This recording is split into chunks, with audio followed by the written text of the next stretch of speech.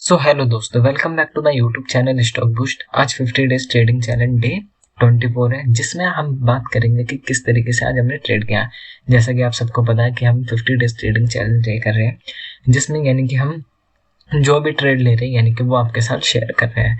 ठीक है, तो आज हमने यानी कि किस तरीके से यानी कि ट्रेड किया वो आपके साथ यानी कि शेयर करेंगे, और कहाँ पे यानी कि हमारा स्टॉप लॉस हुआ या टारगेट हिट हुआ यानी कि वो भी मैं बात करूंगा। यानी कि आज मेरे साथ यानी कि एक जो पेशेंस लेवल होता है ना, उसके बारे में पता चला कि कितनी अहमियत होती है, यानी कि 1 सेकंड और 1 मिनट यानी कि 10 सेकंड की भी। ठीक है, तो वो भी मैं आपके साथ शेयर करूंगा, क्योंकि हमें हमेशा अपने रूल्स के साथ यानी कि स्टिक फॉलो करना चाहिए, तभी यानी कि हम प्रॉपर यानी कि एक ट्रेडर की तरफ यानी कि फॉलो कर सकते हैं।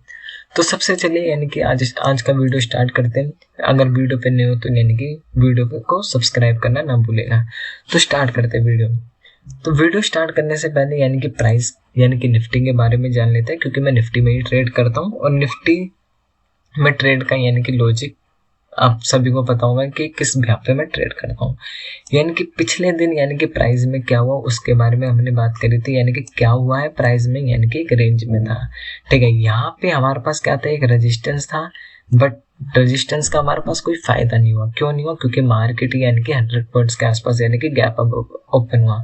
अब जब भी प्राइस यानी कि निफ्टी यानी कि गैप अप और गैप डाउन ओपन होता है यानी कि बिग यानी कि 100 पॉइंट्स के आसपास, तो यानी कि वहां पे हमारा थोड़ा जो मॉर्निंग का जो वर्क होता है यानी कि थोड़ा हार्ड हो जाता है। तो तो फ्लैट फ्लैट ओपनिंग के लिए हमारे पास क्या होना चाहिए कि एक प्रॉपर फ्लैट ओपन होना चाहिए। ठीक है, यहाँ पे आज हमने ट्रेड कहाँ पे लिया, यानी कि ट्रेड मैंने 9 बज के इधर किधर ही मैंने ट्रेड एक पंचअप किया था। ठीक है, यहाँ पे एक सेलिंग प्रेशर था, पहले पुट की साइड पे ट्रेड किया, फिर देन यानी कि जैसे ये स्पिनिंग कैंडल बनी फिर मैं सी साइड में यानी कि कन्वर्ट हो गया। ठीक है, तो इस तरीके से यानी कि हमने लॉजिक बनाया, बट यहाँ पे एक रेजिस्टेंस था कहीं ना कहीं, इसके ब्याह पे हम बड़ा टारगेट नहीं रख पाए, और बैंक निफ्टी भी यानी कि आज स्टक था, तो उसको भी देख के यानी कि ट्रेड में यानी कि कॉन्फिडेंस नहीं था। ठीक है, आज हमने ट्रेड किसके ब्याह पे लिया वो आपके साथ यानी कि मैं शेयर करता हूँ। उससे पहले मैं आपको एक रूल बता देता हूँ कि रूल क्या है, यानी कि ये आपके काम आएगा कहीं ना कहीं। कभी भी ट्रेड करो, यानी कि मेरे को ये चीज़ आज सीखने को मिली है कि यानी कि ट्रेडिंग को यानी कि हम किस तरीके से फॉलो करते हैं और वो हमें क्या रिएक्ट देता है। जैसे मैंने आज क्या सोचा था कि या मैं टारगेट लूंगा या एसएल लूंगा। पहले ट्रेड में यानी कि मैंने एक चीज एक्सेप्ट करी, दूसरी चीज में यानी कि वो उस रूल को यानी कि मैंने ब्रेक कर दिया। ठीक है, मतलब उस रूल को यानी कि मैंने ब्रेक किया। अब वो रूल मैंने कैसे ब्रेक किया वो मैं आपको प्रीमियम चार्ट पे दिखाता हूँ। उससे पहले मैं आपको दिखा देता हूँ कि कौन सा हमने ट्रेड पंचअप किया था। सबसे पहले हमने किया था पीई साइड पे। ठीक है, ये पीई साइड का चार्ट है। यहाँ पे हमने ट्रेड पंचअप किया, 1 मिनट का टाइम फ्रेम लगाते थे, क्योंकि मैं 1 मिनट यानी कि स्कैल्पिंग ट्रेड करता हूँ, तो 1 मिनट यानी कि मैं प्रिफेयर करता हूँ। अब यहाँ पे मेरा एसएल कैसे हिट हुआ, और मेरे माइंड से यानी कि मेरे से एक छूटने के बाद यानी कि ट्रेड छूटने के बाद यानी कि क्या साइकोलॉजिकल पॉइंट रहता है, यानी कि मैं इस कैंडल पे ट्रेड नहीं करता 1 मिनट की। क्यों? क्योंकि एक कैंडल यानी कि 10 में से यानी कि 6-7 बार यानी कि हमें स्टॉप लॉस देते हैं, इसलिए मैं इस कैंडल पे नहीं करता ट्रेड। इस वाली कैंडल पे जब मैंने स्ट्रैटेजी बता रखी यानी कि 9 EMA के ऊपर जब हमारा ट्रेड बनता है, यानी कि 9 EMA जब इसके ऊपर यानी कि हमें प्राइस जाता हुआ दिखता है, तब यानी कि हम एंट्री लेते हैं। कब? यानी कि बिना विक के लिए, यानी कि बिना विक के होनी चाहिए, यानी कि बिना विक के, ये भी बिना विक के है। अगर हमने यहाँ पे भी एंट्री ली होती तो ये अप्रोक्स यानी कि 154 यानी कि 162 मीन्स यानी कि 8 पॉइंट का एसएल हमारा लगता। बट हम अगर साइकोलॉजिकल यानी कि एसएल की बात करें तो वो एसएल हमारा ये रहता, लेकिन 1:2 भी चाहिए अब हमें, यानी कि 1:2 भी यहाँ पे हमें देखने को मिला। अब यहाँ पे मैंने जो ट्रेड लिया था वो इस कैंडल पे लिया था। कहाँ पे लिया था? ये जो कैंडल दिख रही है अगली, इस कैंडल पे लिया था, क्योंकि यहाँ पे सपोर्ट भी था। यहाँ पे एंट्री लेने के बाद यानी कि मेरे को क्या चाहिए था, मेरा एसएल कितना बैठ रहा था, मेरा एसएल बैठ रहा था 6 पॉइंट का। तो मेरे को कितना चाहिए था? मेरे को चाहिए था 1:2। मैंने लिया कितने पता? 166। ये गया कितना? यानी कि 161, यानी कि वो 1:1 पे भी नहीं पहुंचा। मेरे को चाहिए था अप्रोक्स यानी कि 12 पॉइंट के आसपास, इस टारगेट तक चाहिए था, नहीं मिला। हमने स्टॉप लॉस यानी कि अपना एक्सेप्ट करा। यहाँ पे मैंने रूल को फॉलो किया।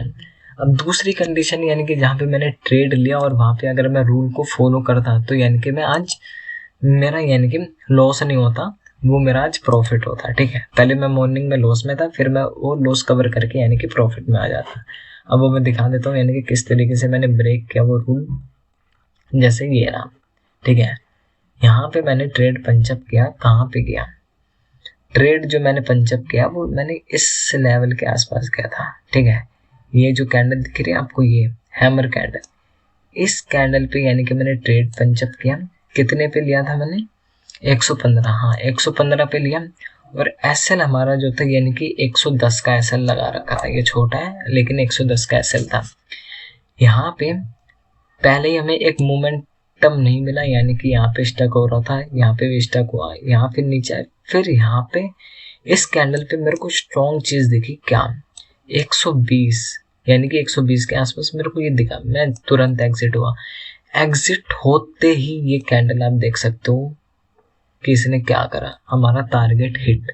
बट मैंने क्या, मेरे माइंड में क्या साइकोलॉजिकल पॉइंट था कि मेरा सुबह एक लॉस हो चुका है, तो इस लॉस को यानी कि जो मेरे पास थोड़ा बहुत जो प्रॉफिट आएंगे यानी कि उसको मैं ना गवाऊं, उसके लिए यानी कि मैं क्या करूं कि मैं थोड़ा बहुत प्रॉफिट लेके निकल जाऊं, जिससे मेरा जो लॉस है यानी कि थोड़ा बहुत कम हो जाए।